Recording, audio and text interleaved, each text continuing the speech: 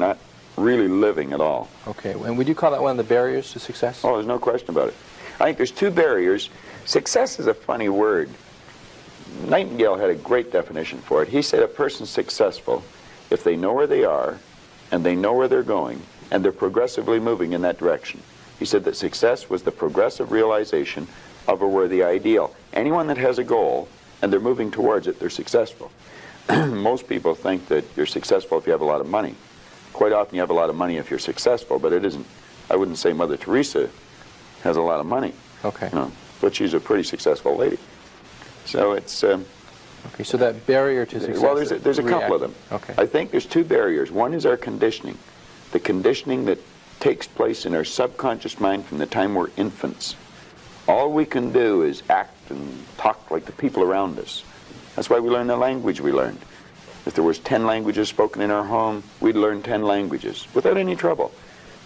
There's usually one, and that's the only one we ever learn. And we grow older and we think, oh, I couldn't learn another language. We could learn 100 if we wanted to. You can do anything. But I think we're conditioned. We have a real strong conditioning, usually with not some very good ideas. And then that's the barrier that's inside us. The one that's outside of us is our environment. We have a tendency to act like everybody around us. And if you think about this, it doesn't make a lot of sense. Because if you study statistics, 95% of the people live their entire life and never live the way they want to live. Did you know that 95% of the population in this country, let's say in North America, okay, the richest continent in the history of the world, they'll work productively, let's say for 40 of their 65 years, okay, and they'll end up with hardly any money. Well, there's got to be something wrong. So there's not much... 5% of the people end up financially comfortable or independent.